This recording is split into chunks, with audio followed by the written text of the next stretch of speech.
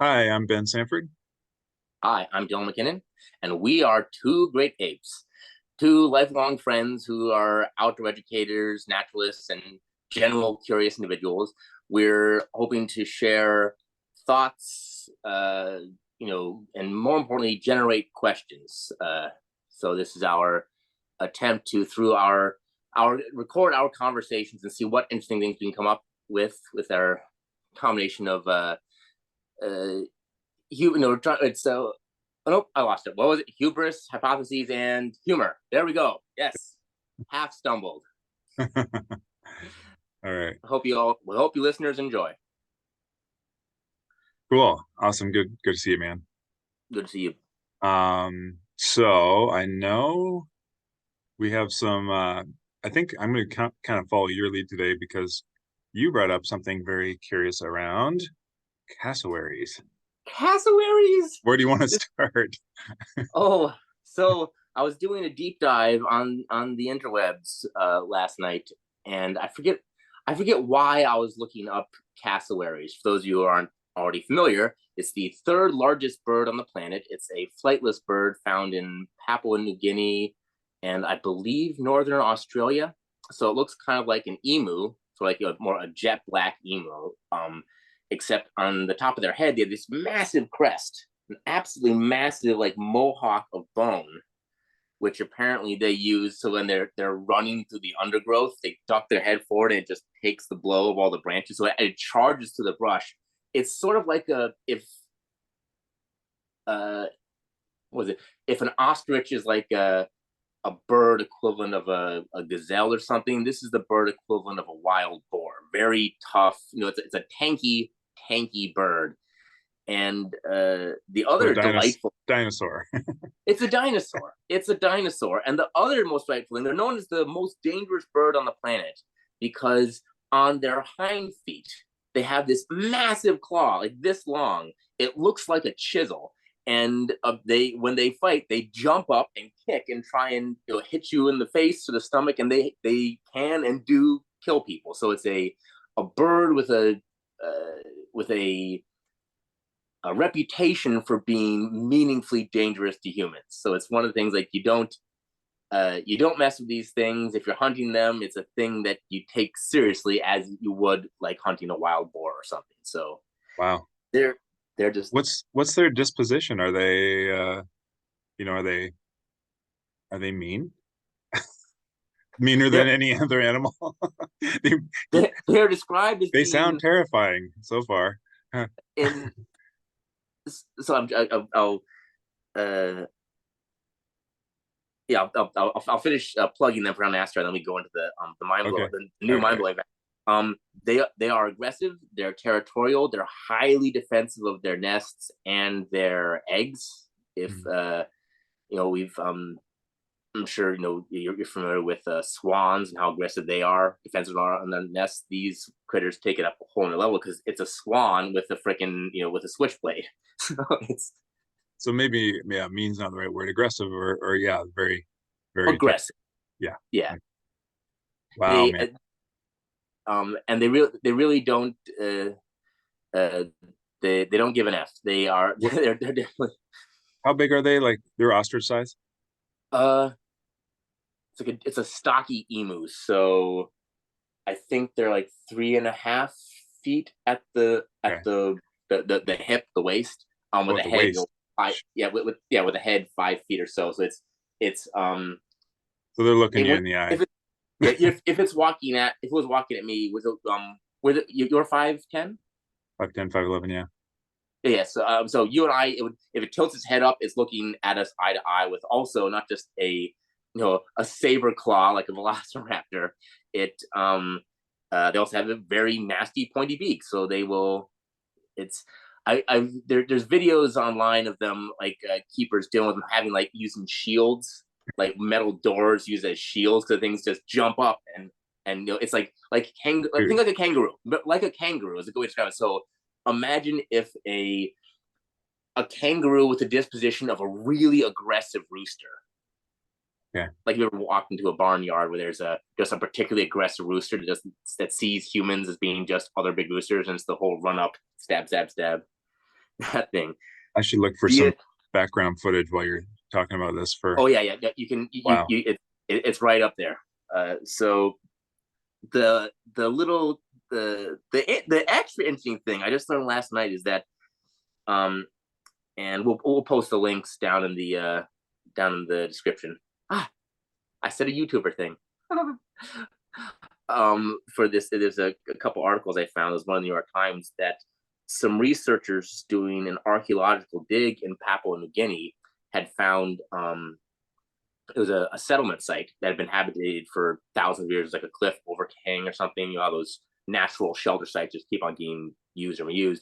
And they found a large number of cassowary eggs, or like the fragments of the eggs. But the interesting thing is they were able to look at the shell fragments under a microscope, and as a bird embryo develops, it extracts some of the calcium from out of the shell, so you can tell how far along the embryo was when the shell finally broke.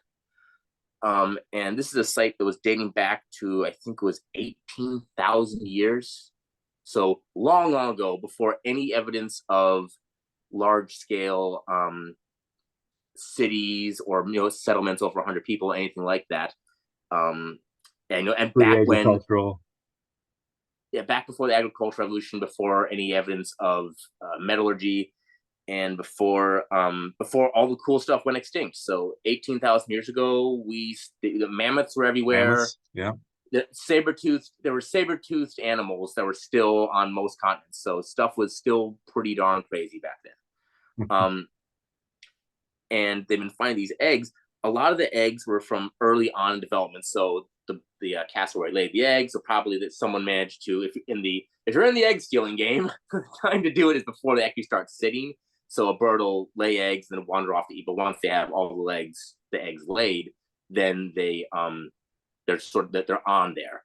So most of the eggs are from early on development, but a significant percentage of the eggshells, particularly more recently, as of I think it was 10,000 years ago, 10 to 8 or 11 to 8,000 years ago, a large percentage of the eggs were very near term, if not to term.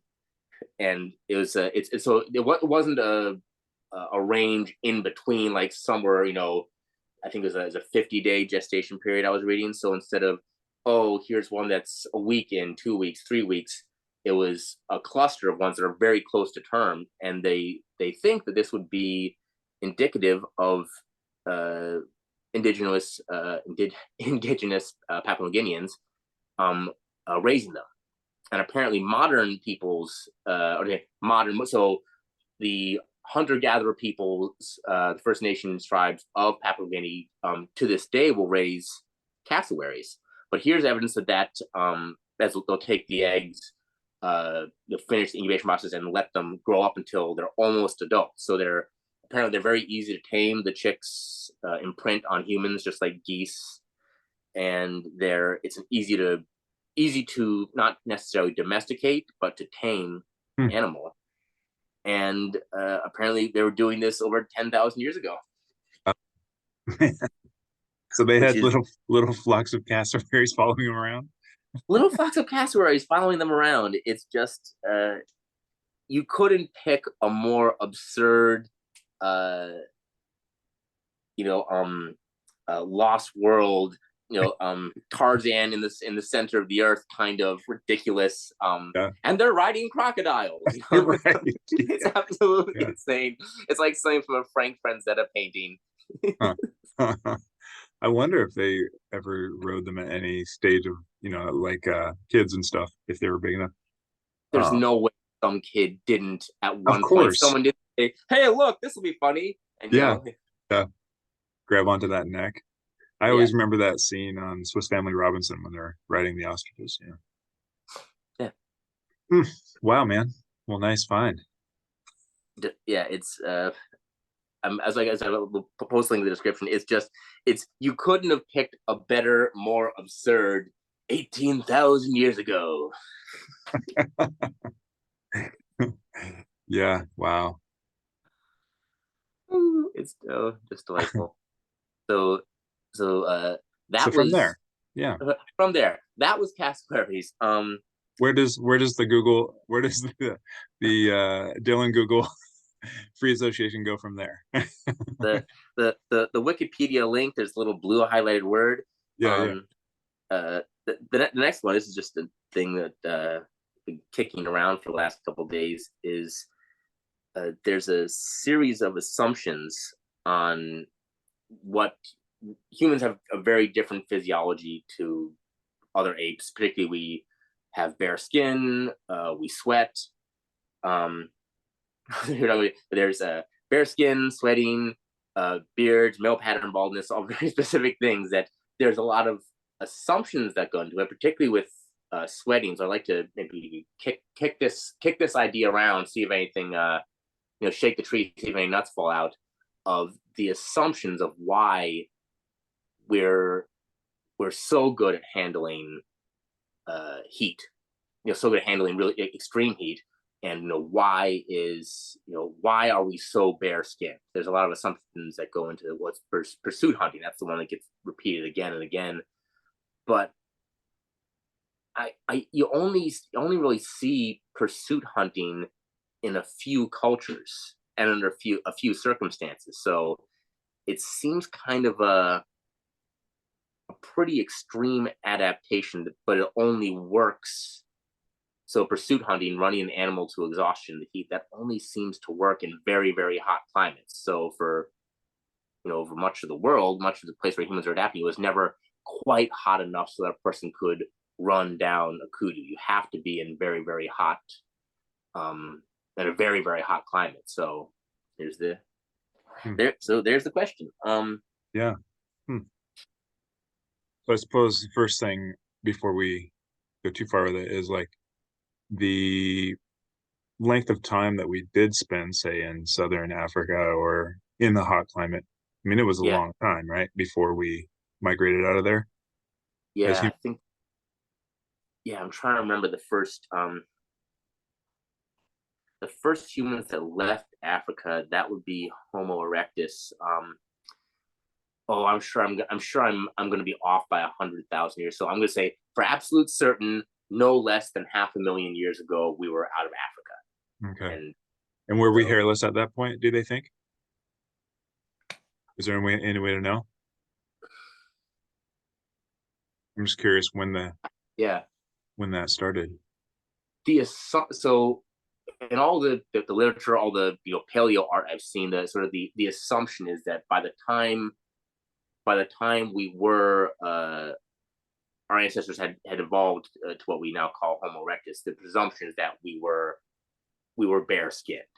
Yeah. The I guess part of that is because the skeleton of a Homo erectus it's effectively indistinguishable from a modern human. They there's slight differences in, I think it's like the proportions and some of the finger bones were different. I mean, at the wrist bone, but it would take a forensic if a forensic pathologist found the skeleton of a person, the last Homo erectus, died by some railroad tracks, and someone looked at it, they wouldn't, if it wasn't for the skull, they'd say, oh, this is a tall human who's got, seems like they were an athlete. They had relatively dense bones, good muscle structure. There's nothing that really stands out different about their bodies. Anyways, their heads were different because they had the much thicker brows and a smaller brain. But even their brain size. So the largest Homo erectus brain wasn't absurdly small. So it's I'm trying to remember. I want to say.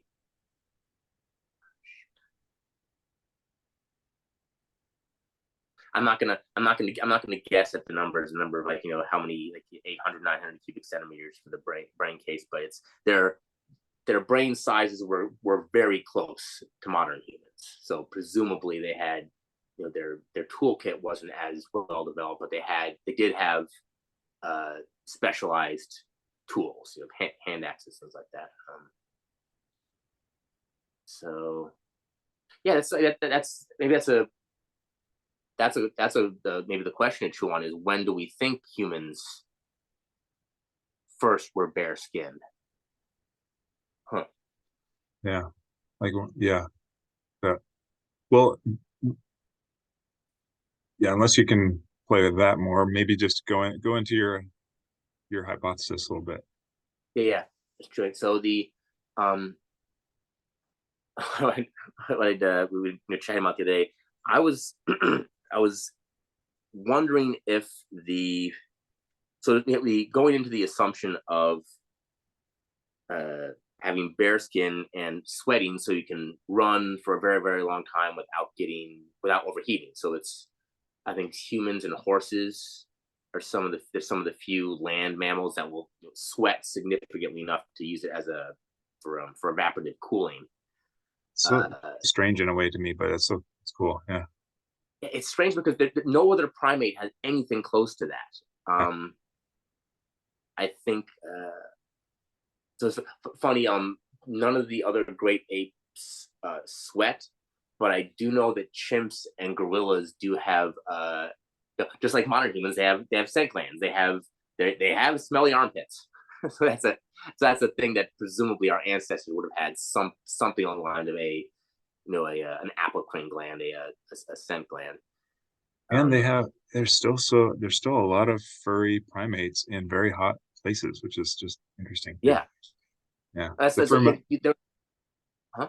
I'm just curious what other purposes fur might serve as well. Just kind of thinking Yeah. of, So getting sorry, taking a long time to get my little thesis here is I've I've wondered for a long time about how humans can tolerate extreme heat. We can handle a sauna or a sweat lodge, so we can be in an enclosed space dealing with 130, 140 degrees, and we can handle it just fine. Like, yep, you can sit there, and a healthy human can sit there for an hour and not die. There's not many other. That's a very extreme adaptation. It seems like I've been wondering if that might be an adaptation to fire, to living and working around fire, and possibly I'm wondering if that might have been an adaptation for handling brush fires. So it's an interesting thing. I've talked a little bit about doing control burns, burning away grass to you put burning grass to discourage shrubs and keep a meadow environment, keep it as meadow by removing the woody plants. But the in a lot of human culture, especially very very old human culture, setting fires, control burns is a very common. It seems to be sort of a cultural universal in peoples in ancient cultures. So all of indigenous Australians, pretty much all the culture of, have some form of control burning. The San in southern Africa, the Xhosa people, they set burns, and basically everywhere you look, people are doing this, and it's the logistics of setting a control burn. This is the thing I wonder. All the paleoanthropologists, they tend to study athletes, but there's not as much. I haven't seen as much actual research on what are the actual logistics of setting a control burn. And there's some, as I had mentioned this in a previous pod, I think it was our second pod we did, was when you're setting a fire, it's this massive wall. It's going to be a point where it's going to be a massive wall of flame. So it's very easy to just get injured, get horrendously injured when you're setting a blaze. And I could definitely see there be a very strong selection. So if every year, at least a couple times a year, you're burning the landscape, the wind shifts back and blows a flame in your face. If you have this is an important thing that I discovered from working fires in cold times of the year. If your skin is wet and the flame turns and hits you, you don't get burned. It'll get hot, but it won't sear you. Presumably from evaporative cooling. But if your skin is dry, it'll just hit you. You'll get a nasty scorch. So it wouldn't take that many generations for people setting fires, and oh no, the wind shifts, you caught a face full of flame, and whoops, now your whole face is a second degree burn. That would So anyone who was just a little sweaty, like, hey, it's hot, and now and I'm covered in grease. Now I'm all sticky. Probably would have been weird for the first couple generations. Like, hey, what's up? What's up with Frog Boy over here? Like, hey, hey, fish skin. It's gonna be, man. But if you're the one who doesn't get scorched in a form of landscape maintenance and hunting, because a lot of cultures that work with fire either use it for it's not just clearing the landscape, it's also catching prey items. Animals get caught in the flames, so if you're working around that constantly, that's one of the parameters of your environment that you're creating. That would have been, I could see that being at least as strong a evolutionary pressure as being able to run. So it would go hand in hand. What's good for the goose is good for the gander. What's good for running and not overheating when it's really hot is also really good in not being potentially mortally wounded from a fire. So that's something. So there you go. Hypothesis. The thesis is human sweating and bare skin an adaptation for handling large flames. So that could be if anyone out there has is more scientifically minded, I would love to see some work done, some experimental work done on this. That's really cool.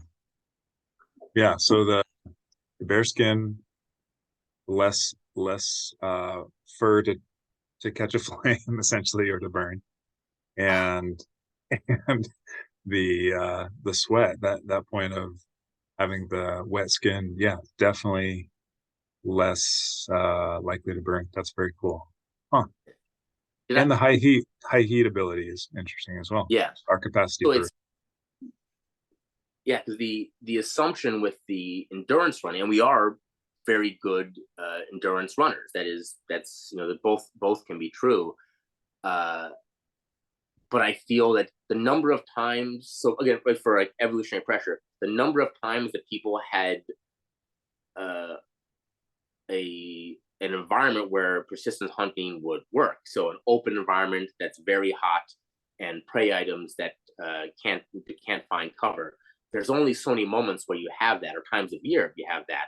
Whereas setting a control burn, that's pretty much I think it's fair to say pretty much every primitive or older culture, and everyone's exposed to that. So it's not just the people, the young, healthy adults who are hunting. That's control burn is an everybody thing. So that's women, that's adolescents, potentially children, and also if you're setting fire to the woods, there's a chance. Oh no, it's out of hand! Quick, we have to deal with this. And even it's funny. I almost wonder if the this is sort of a yes. I love when the question generated. I wonder about if bare skin humans can survive just basic fire accidents. Like a toddler falling into a fire. That happens if you're. It's not the most common thing. People usually very concerned. No, baby, fire, stay away. But that's still there's pressure there. Also, just working around fire, we take for granted, but it's like living in a house with a snake or something like this. This can severely injure you. This can kill you. Yeah. It's like what we did. Like, oh, I'm sitting in my hut, and there's this glowing orb of ball lightning. Just sit there. Don't touch it. It'll shock you and stop your heart. Yeah, I'm gonna pause real quick. Okay. All right. Little adjustment. Do you suppose, so at what point were people around fire wearing clothing, like protective clothing? Because when I think about if we had to go deal with a fire right now, I would probably put on something. I wouldn't be like, okay, less clothes, right? How would that play in? Huh? Would that be a later development? Presumably a later development. I hadn't even considered that, but that absolutely would. People are smart. Well, like were we using hides and such for clothing at that point, or for covering, or were we just I don't know, just another thought that showed up, because you could even get that clothing wet and yeah. Huh. when did we first? That's a whole other question. I've heard again one of the theories kicked around is that clothing probably came slightly before or maybe slightly after, somewhere in the same time period as bare skin. Both from necessity, you no longer have you no longer have your fur coat or your hair coat. Humans don't have fur, we have hair. We don't have insulate. Primates generally don't have as much of an insulating coat as other animals. And also it just get some opinions from the more bear-like guys out there. Hey, so does it? How uncomfortable? I'm slightly furry. You're a bit furrier than me, but like if you're completely like Alec Baldwin or Robin Williams, and you got the sweater. Is there any logistics? Oh yeah, you have to be careful on. If you're really fuzzy, you have to. Is there any logistics? Like actually, yeah, my chest is even caught my buttons or anything. So from my again theories, I've heard kicked around.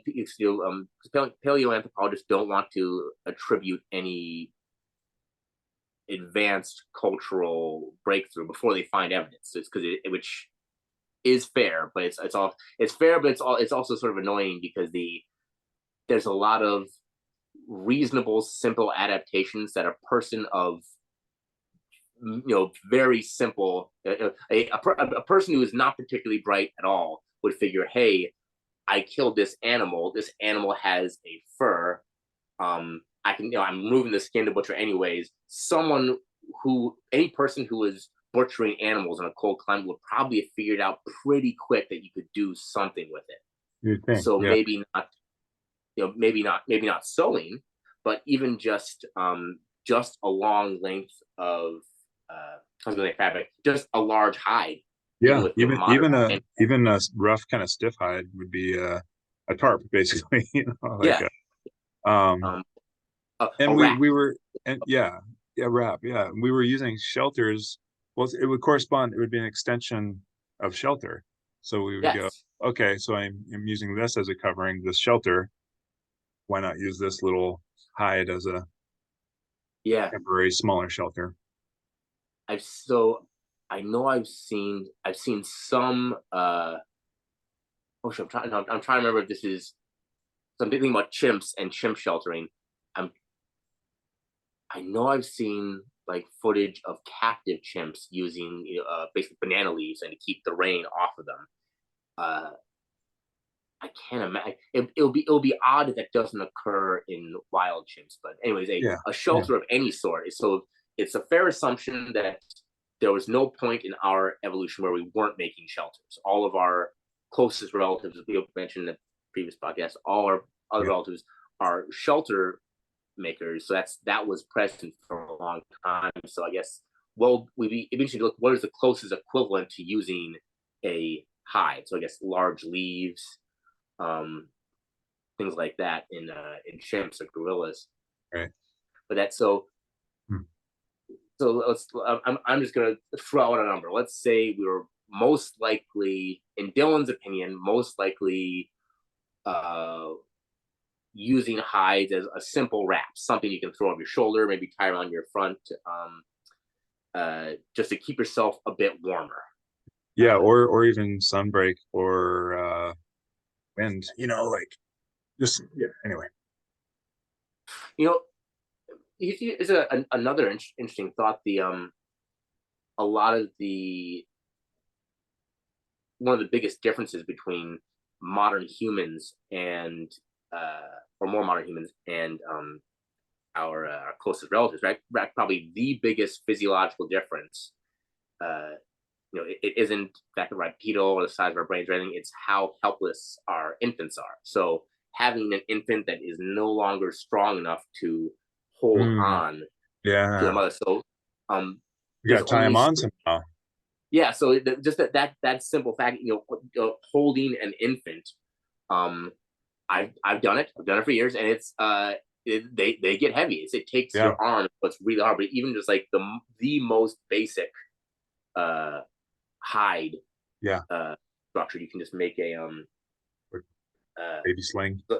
Yeah, just a sling, just if you take a if you take a hide, tie the legs, tie the front legs, obviously you just sling it over your shoulder, and you have this item you can use. It's a bag, so Yeah, that would have been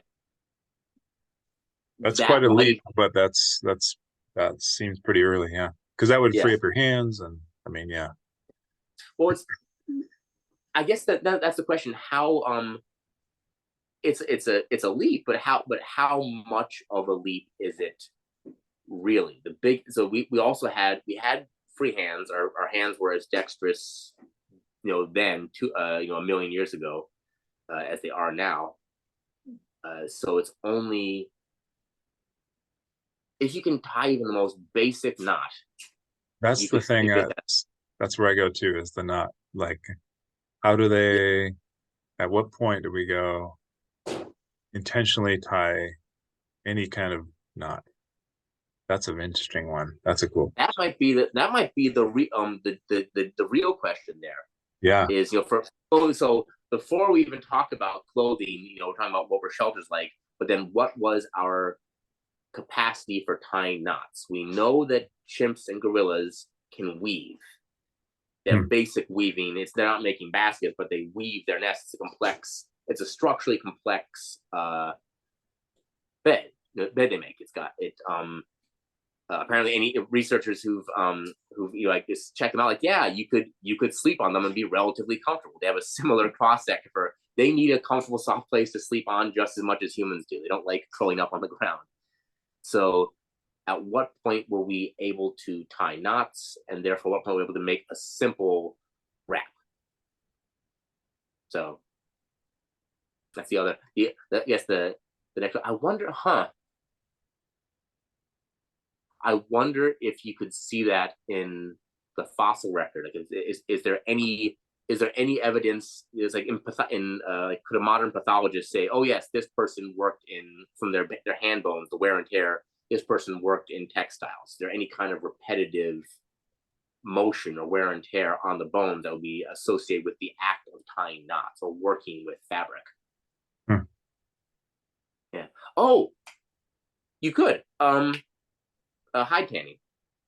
Because a knot tying a knot isn't the hardest thing, but the any kind of stretching of a hide, even if they're not doing if you're not doing an advanced tanning, they don't have to be even soaking the hide in tannins or getting a brain tan or something. Just the just stretching or working the hide, um, that would be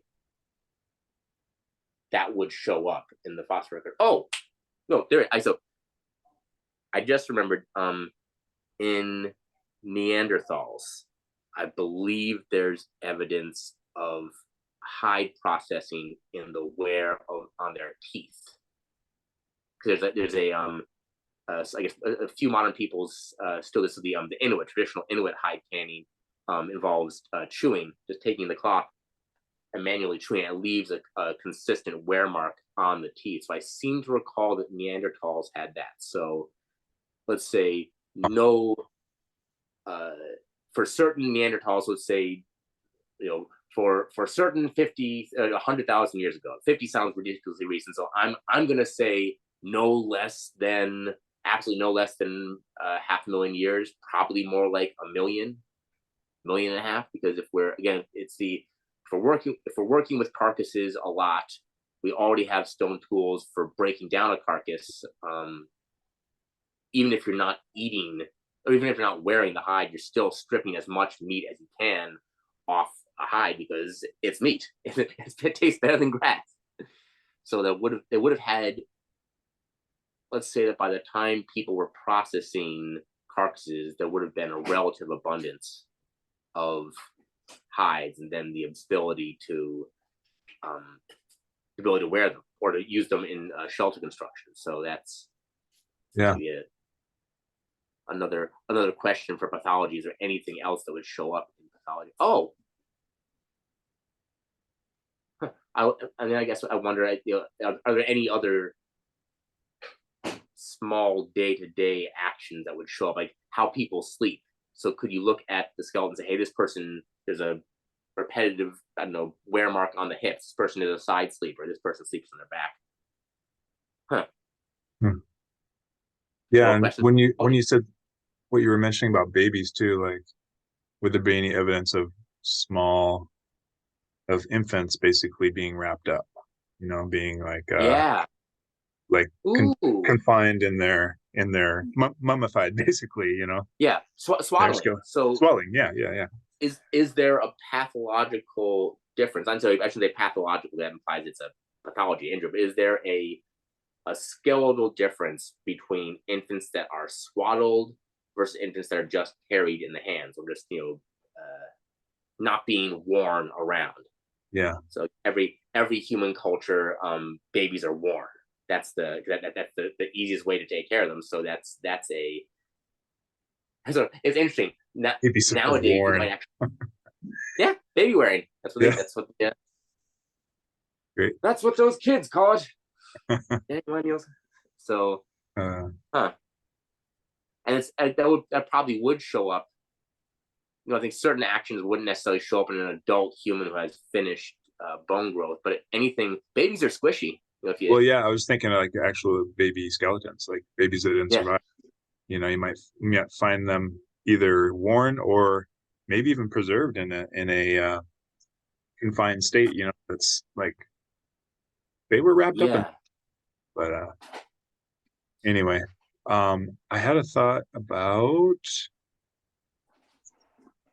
hides. I mean, this might detour a little bit, but do you suppose we like? Do you think humans used or early humans used stew and soups much? I mean, I would think so. What was that word? Stew and soup, like soup, basically. Did we Soup. make soup? Like That's it. I love that question. like we had to have containers if we did, but it would immediately because you would think that once we figured that out, because of the Yeah, nutrients gathered from soups, like basically everything. yeah. Um, First stew is the first question. two, yeah. But then hides being cooked basically in water would lead to probably really high tanning, I would imagine, because it would come Yeah. out. They'd notice it being soft at different states and stuff. Um, So anyway, that's just maybe a sidebar, but that's an excellent sidebar. Uh, sort of the what's it called? The first stew. Let's start with the cheese and work our way backward to the mousetrap. They would have had to have had fire. Presumably, you'd have to see evidence of fire pits. I'm trying to remember when the oldest evidence of fire pits are. I oh want to man. say it's scorched bone Hmm. because in a brush fire, wildfire, it's very rare for the blaze to be intense enough for say a femur bone of a whatever an eel and a kudu to get hot enough, long enough for it to actually crack and break from heat, from Huh, thermal shock. huh. So again, What about soot on cave ceilings and stuff? I mean, what that's about it? soot on cave ceilings as far as aging fire. Is that what you're asking? Early fire pits? No, I'm trying to when did we yes when did we have when we're using fire as a tended small thing. So when do we domesticate fire? Domesticated, yeah. So I Yeah. was wondering about like on cave ceilings because you'd accumulate. Oh, You see those. that's a really good question, right? You'd think you'd see that, especially in caves that have been habitated for thousands of years. I bet that would show up in stalactites. That would Yeah. have to. Cool. So Cool. I'd be holy shit. There's something. There's a thesis to test out. Ooh, just finding habitated caves that have any kind of any of the limestone caves in France. You absolutely would see that. So I'm willing to bet if you did a just slice today a ring count on stalactites from caves that were habitated, I bet you'd be able to see periods where, hey, for this period of time, there was soot Yeah. from, or burnt carbon from wood. Hell, shit, you could carbonate that. You Right. absolutely could carbonate that, huh? Yeah. Ooh, Well, it seems like it would even accumulate if it was preserved, even like a dry cave. not deep. I don't Yeah, imagine it would. They would probably find building fires in a deep cave would be a bad idea pretty quickly because yeah, smoke. yeah, But you need ventilation, right? But those big overhangs, where they find like they've been just yeah. used forever. Um, I've never heard of anyone doing a study on that. okay. That's really cool, especially if you um yeah, again, you could, if you have any kind of, so on the floor of a cave, they've done carbon dating on bone and charcoal. um I guess the charcoal is a I believe it's one of the preferred sources because it's basically pure carbon, so it's very easy to distinguish and break down to get to do a carbon date on it. I think carbon dating stops working after, I want to say 50,000 years, because when you go that far back, the half life of the radioactive carbon only lasts, and after a long enough time, the difference between just the background radioactivity and the old Is it the that old short? living material is, yeah. I want to say it's only 50,000. I think that's the limit because it's I used to remember what the half life of carbon 14 was. Shoot. Oh, the things we used to So remember. I've outsourced that to the rest of the world. I have books for Yeah, that. yeah, exactly. External cognition. I don't Yeah, need all I that. wrote it down. Was it Sean Connery? Sean Connery in Indiana Jones: The Last Crusade. I wrote it down in my diary so I wouldn't have to remember. Exactly. Yeah. So, but back to the pressing question. First, soup. Um, the simplest form of cooking that I can think of, using hides, is you dig a hole. I've never done this, but I've seen it and heard of it. You dig a hole, you line it with the hide, you go skin side up. You put your food and your water in, you rock boil. So I guess the evidence there will be fire shock rocks. That will be the first evidence of rock boiling. Think that's more likely than, say, primitive container, like a naturally found container that has water in it or something. Like a gourd or something. Uh, Yeah, log or even like a rock depression. Seems like that's a pretty reasonable. Have yeah, a reliable rock depression that's a nice basin that you can build a fire nearby, and I don't know. but then there again, I don't know if there are any. I don't know how old the oldest example of an intentionally Yeah, uh, utilized rock basin is. I know that with modern humans, there's evidence of intentional modification in sandstone or in softer stones where either for holes, depressions for processing grains or pounding tubers or even cracking nuts. Um, so I the small bird, like I think I want to say they're called nut holes or something like that. So it'll be like I've seen this uh, out in Nevada City. Rick, our friend Rick Berry has his programs on this beautiful piece of land that was habitated by the Maidao people, and all over this gorgeous little hillside are big rock boulders with these little depressions about this big for cracking acorns. oh, So cool. it was a rock someone had pecked or ground this hole in, and he just placed the acorn and then hit it to crack it open, but not smash it. Huh. I don't know what the oldest example of those kind of uh, the land features are. I think Yeah, I guess another question is how many of those spots, like say in Africa, might be found where even if it was a million years old, modern people would still have used it. So how can you tell what's the oldest use of a stone feature? Just like the with caves, there are.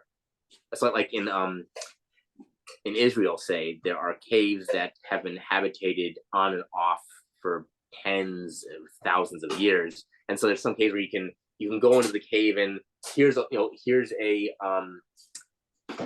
in the Levant, there's here's a weapons stockpile from the 1950s, and then further back, they're bronze mace heads from thousands of years ago, and then Dead Sea Scrolls type stuff, and then further back are modern Homo sapien, stone tools, and even further the lowest level there are Neanderthal specimens. So like there's this one cave in particularly in Wow. Israel called Bara Cave Huh. that had been continuously habitated, but been having on and off for like 30,000 years. And the arc site is just digging through like tens of feet of layers, just slowly like, hey, the ash builds up every year and it slowly gets deeper. So, but with landscape features, with I'm completely forgetting what the anthropology term is, but let's call them stone cauldrons. I don't know how old the oldest one is. So we kicked around shocked rocks. I don't know how old the oldest rock that shows signs of boiling are.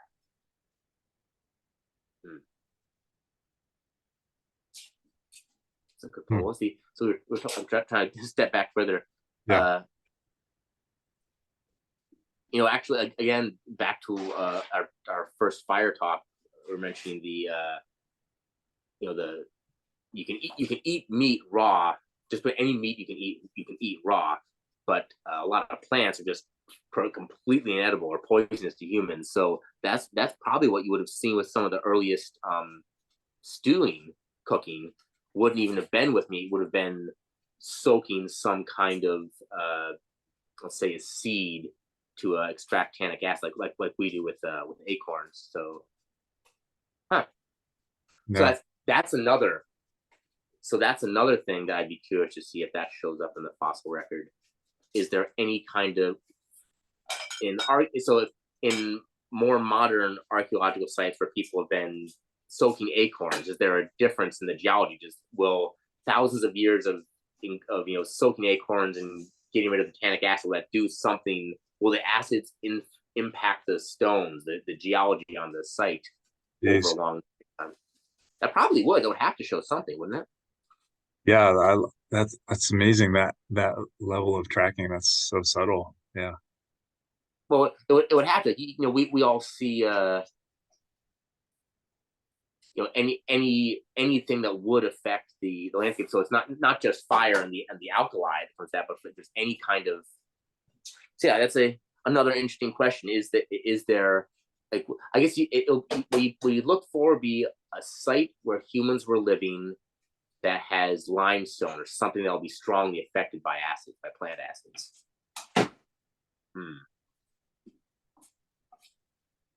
Ooh, come with a good number of questions so far. Huh. What was the other? I'm losing my train of thought here. Well, we could go back all the way to tending fire and hairlessness. Yeah, fire and hairlessness. I don't know if you're all these things probably would have happened. Huh? I don't know if you had completed your exploration of that yet, but I complete. I wasn't getting anything. I chewed on that for a bit. Let's go back to the bone. So first fight, it's interesting. All the different little things like in the Rudyard Kipling book, how the elephant child and how the elephant got its trunk. And there's the snake saying, advantage number one for having a long trunk. Advantage number two with humans first getting fire. Advantage number one, you can eat yams. Advantage number two, you can cook meat, or you can make this stuff a lot more edible. What's the other? Make food more edible. It also preserves. That's something a buddy of mine. So since our last conversation, I was able to go to a story share with a buddy of mine, Jasmine, who lives up in Vermont. She's part of the Vermont Wilderness School crew. So it's one of the parallel schools to our education through the Tracker School. But she took a trip. She was part of the what does that call it? I connected to the cyber tracker. I think it was connected to the cyber tracker or track and sign evaluation programs. I'm completely forgetting the name. I'll have to ask her. Maybe we can include that link in the description. But she had all these pictures of how San people, to this day, if when they hunt, it's just, there's people else that live in a house like, hey, we hunt, so we're the methods to process a carcass are still the same. They would, if they're carrying a whole carcass, a lot of times they would just briefly cook it. So not cook it all the way through, just make sure the outer surface of the meat is cooked, and that keeps off flies and just helps pre-desiccate, sort of seals in the food. Yeah. So presumably we would have been doing that. You wouldn't, a reasonable person with very moderate very moderate means, very with very basic intelligence, could say, this food goes bad if I don't pre-cook it, this food doesn't. Dude, So actually, now that you say that, I wonder if it could come that way. It could have come from observing after wildfires. Maybe we just mimicked yeah, what we captured after wildfires. Like everything's burned, burn the yeah, outside, you know? yeah. Well, even if, like, again, they go, get basic pattern recognition. You kill an animal, you don't eat it all in one night, it's covered in flies. But you say, hey, I know this fire took place 3 days ago, and I found this body was obviously Yeah, killed by fire. It's scorched. This hasn't gone bad at all. That would definitely show up. You notice that. yeah. Huh. Hmm. Anyway, so carry on. No, that's the lost train of thought there. Um, So yes. yeah, go ahead. I had recently read that there's evidence that Homo erectus in Europe, I think it was, had been saving.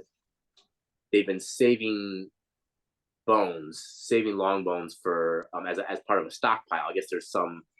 I'm trying to figure out what the evidence for it was. I think it was long bones that had been cooked but were more dehydrated. So you save a femur or a humerus for several months, and it dehydrates.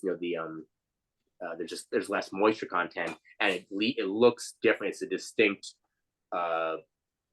fracture pattern or something. There's a chemical difference between bones that are cooked fresh after the animal died as opposed to when the bone has been stored. So Homo erectus had been stockpiling bones as a food source, for lean time. So I want to see evidence at least a few months they preserved long bones.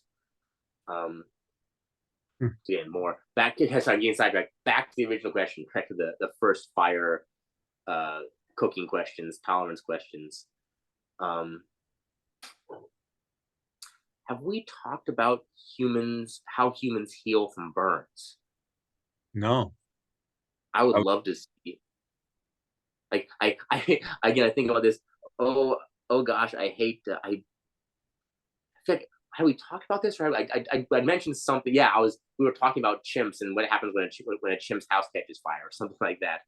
The oh gosh, I hate to say it, but there's a very good likelihood that some researchers have some pretty accurate data on how well chimps or their primates heal from burns for awful reasons. NASA with test chimps. Ooh, Yeah, right. there's I seem to recall the chimps that were put into space. I want to say the chimps that were part of the space program were shaven or shorn, because hair is flammable. So if it's in a pressure suit and it's a high oxygen environment, they don't want, because hair in the presence of oxygen burns a lot better than bare skin. I want to say that the chimps had been. So I think that might be a good proxy, actually, if there's any. So a good place to dive into is, what again, is this Dylan remembering, or is this Dylan just making something up? Do shaven chimps, are they more able to withstand fire than a bearskin chimp? Yeah. Or then conversely, is there any I guess this would be a question for pathologists. And this could help. This could definitely help me answer. When bearskin people are burned, someone's at a barbecue, they fall on the grill. Are there worse burns, no difference, or less burns if you have, if you're furry? So, Alec Baldwin, falls in a bonfire. Is he more injured because his body hair catches fire, or is he less injured? Right. Um, Huh. that's funny, but if And you well, how sure, we sweaty both was he? noticed how sweaty was he. So again, I'm just uh, picturing the experimental process here.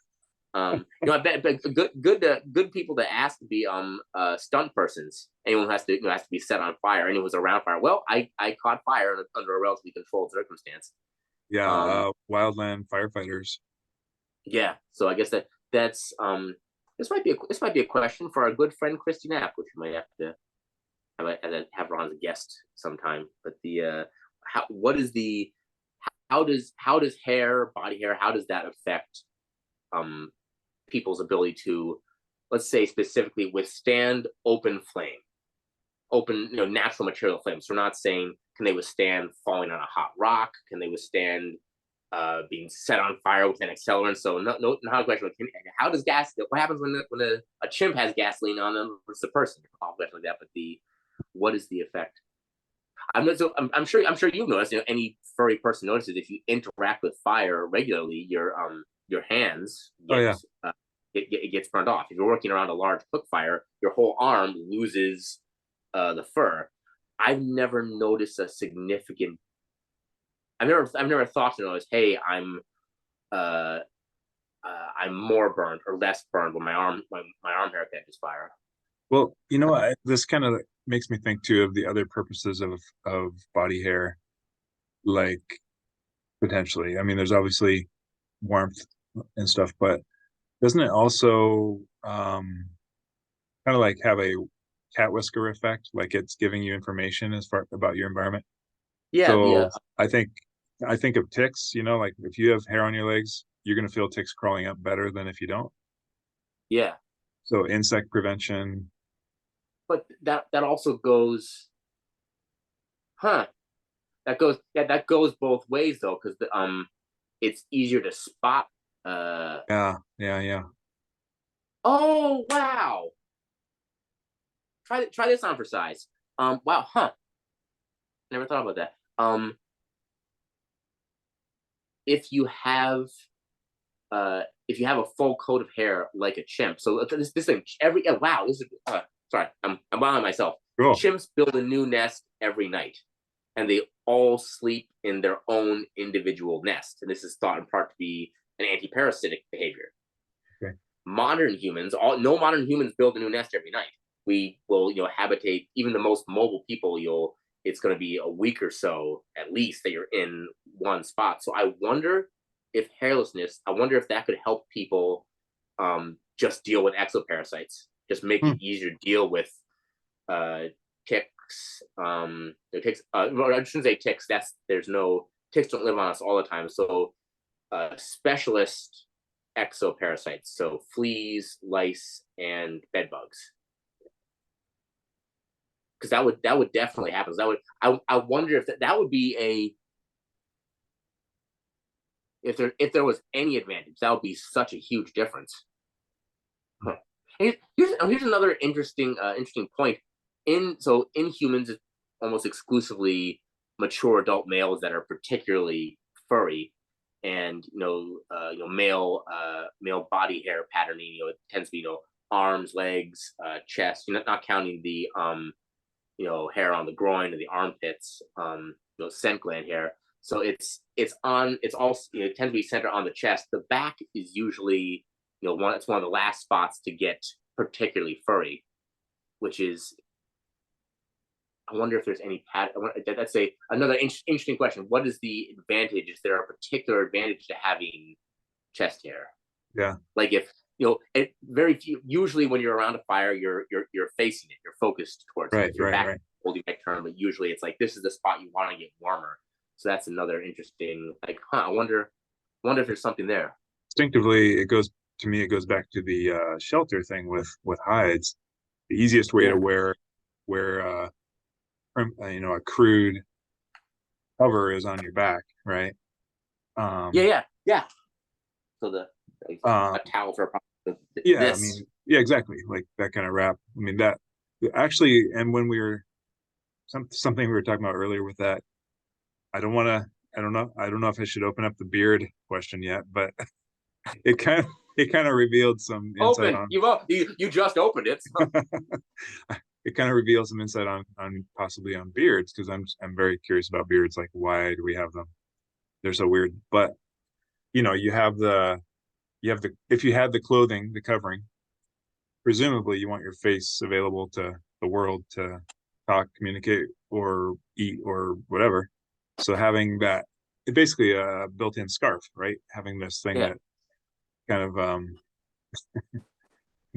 of can keep the throat and face somewhat warmer, I guess. Is that a cold environment thing? Is that a I don't understand beards. Well, it's funny. So like Is it a the scent gland thing? it's so Is it that it has to be a part of it because the face does have scent glands. With any part of the body that gets sweaty when you're emotional, yeah, it's good. There's going to be some scent glands there. It's apocrine glands.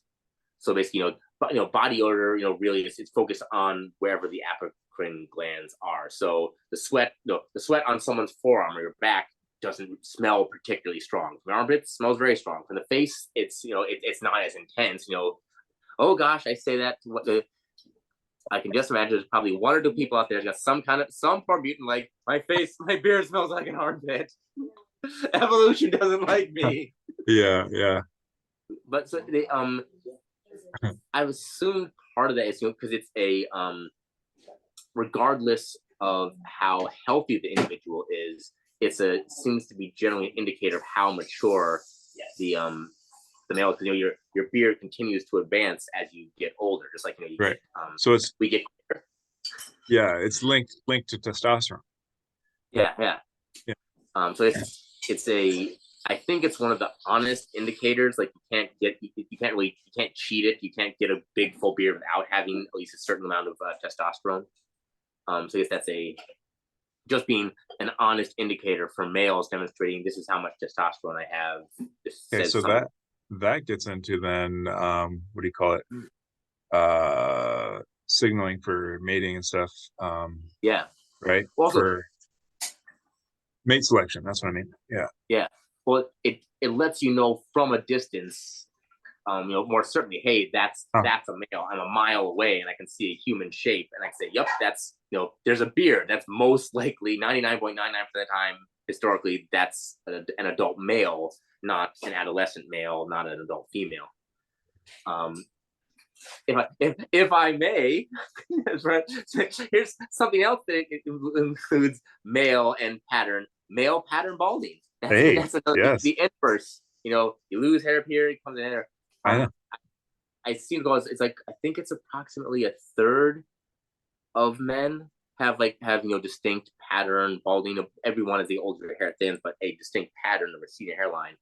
I seem to recall that it's a third of men that have it, and I think also, again, I could be wrong. I'll have to research. I'll have to double check it. I think it's also a third of women that tend to report, self-report. They find a receding hairline in men attractive, a bald head attractive. So it seems to be, it's It is. obviously It's a it's obviously selected. attractive. Yeah. It's obviously attractive to enough women so that it's not, and it's a very common thing. If it were a real problem, you'd see strong selection against it. Right. Right. Yeah. Yeah. It's interesting. So, what is the yeah? So, what would be the advantage there? To be involved. I guess again, if it's an indicator of testosterone, it doesn't have to be. There's the with a lot of really the like in birds or like peacocks, the peacock scale, or deer with the large antlers. There's a theory that it's not meant for being practical. It's just sort of uh, it's a handicap. It's saying I'm so fit, I'm so healthy, I can have this handicap. So I wonder if having a bald head might in some way be a handicap. It's a red headband. It's like yeah. Well, I guess there is a theory that some of the features, and so with chimps, with gorillas, the more mature adults. So what part of this? Why is the silverback? Why did this big bright patch on their back?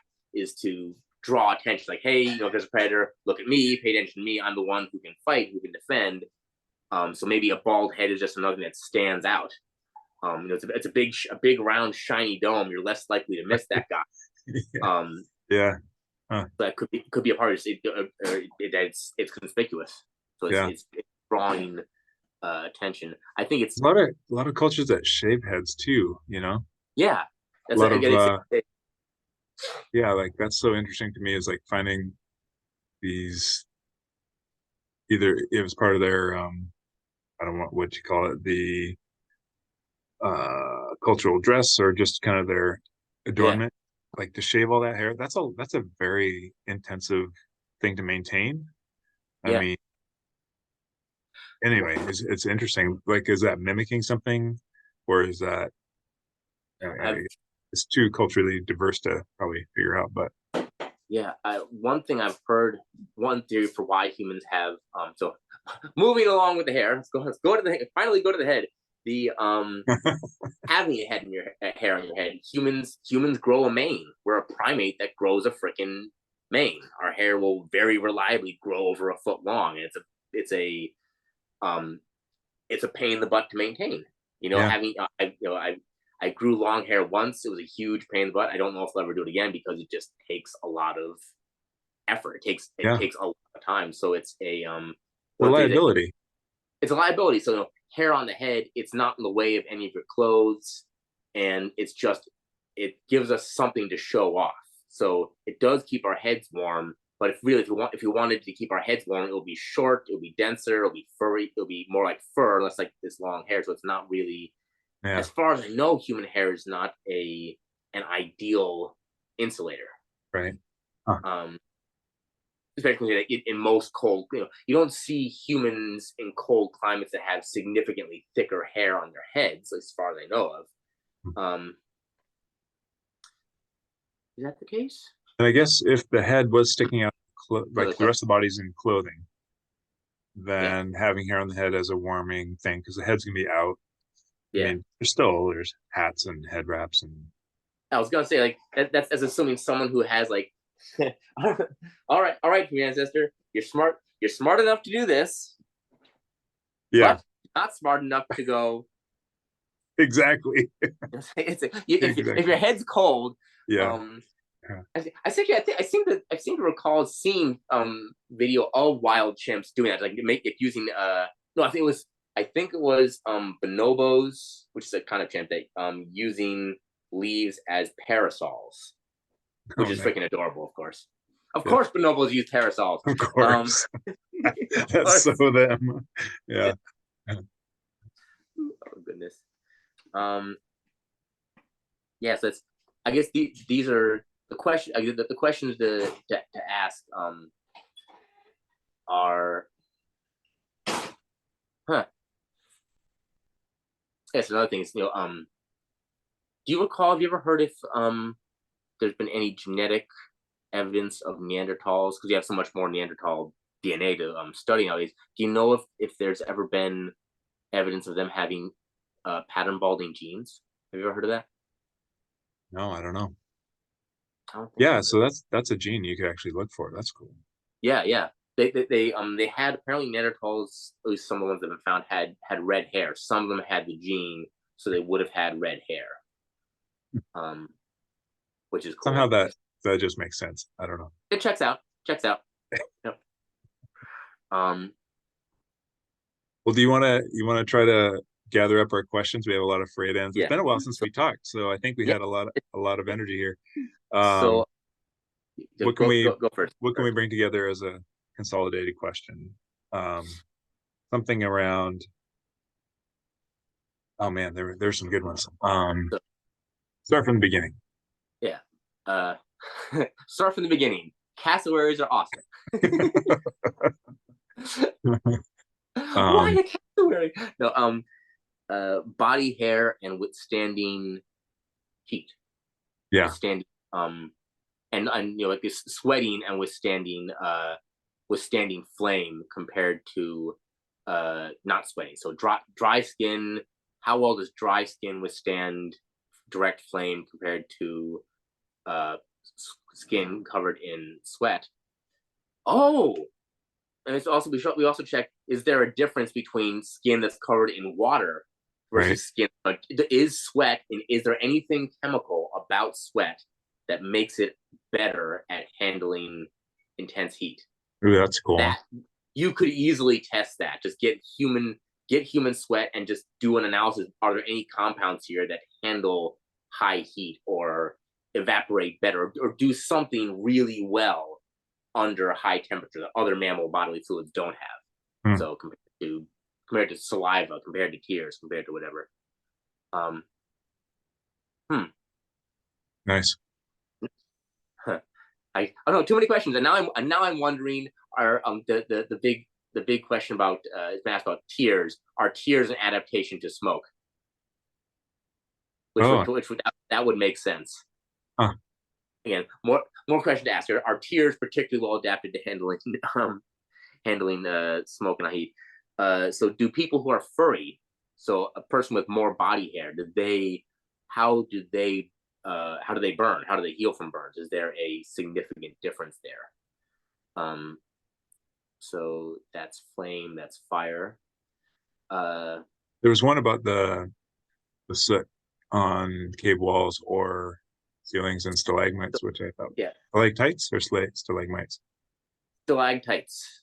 Yes. So a stalactite hangs tight to the ceiling. I A gotcha. stalagmite might, but it doesn't. So that would be really cool to see if anyone's done analysis there. Oh, uh, testing for leaching, for tannic acid leaching. If there's any evidence in old archaeological sites where where stone, limestone, or something has been noticeably conspicuously affected by tannins. So that would be a great question, great topic for a thesis, a grad student thesis. Um, mm, let's see, what else? Yeah, we're talking about clothing, but I'm trying to think if it came up. Oh yeah, if there's any evidence that's left in skeletons that could indicate.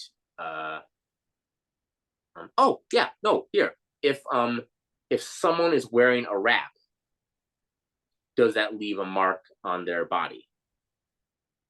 Hmm. Oh, like So like, the infants or the yeah. So like, if you have a wrap, I use wraps a lot. I use just lengths of fabric to as my preferred survival multi tool. I almost always, right hand dominant, I like to have the pouch right there. I wonder if that shows up hmm. on your shoulder. There's a decent chance it would.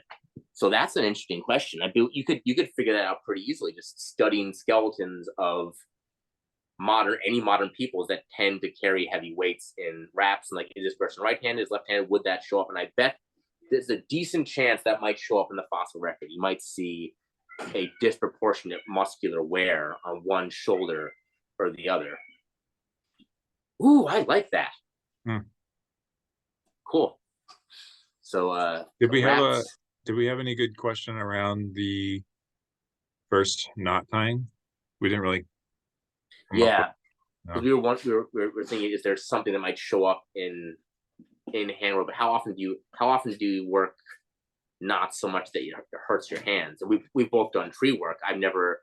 It's rare. It would be rare for me to have a day where I had to work ropes so much. I guess you would see it in sailors or fishermen. Tailors, Dealing with, weavers, I mean, yeah. right? Is there any? Cordage makers and weavers. Um, anyway, okay. So And do we have a question around beards? Why the uh, heck beards? why No, beards? That's I a don't. I don't think we did have a good question. we never came up with a good different. So yeah, we didn't quite nail it. I'm going to stop hypothesizing now because I think we have enough. We have enough on the Yeah, table. Yeah, cool. cool, man. Well, next time, you know what? I'm gonna try and write these down as we're coming up with them because there's so many Yeah, cool things. I mean, we can rewatch it, but I appreciate hanging out with you though. It's been a while. I appreciate it. Thank you for it's incredibly helpful for me to I do rant, it's very helpful for my thought process to, by having to express the thoughts so another person can understand them instead of just being free form in my head. Yeah. I shouldn't say it forced me. It makes it possible for me to then frame the idea. So just being able to run with it is incredibly helpful for my thinking process. So thank you so much. This is Power of dialogue. Yeah. Dialogue. Wonder Twin powers activate. All right, buddy. Well, I will see you next time. Thanks for watching, everyone. And yeah. We need a catchphrase. We need a going out phrase. Yeah, See you in the outro. trees. Yeah. All right, buddy. Have a good one. So long. Bye.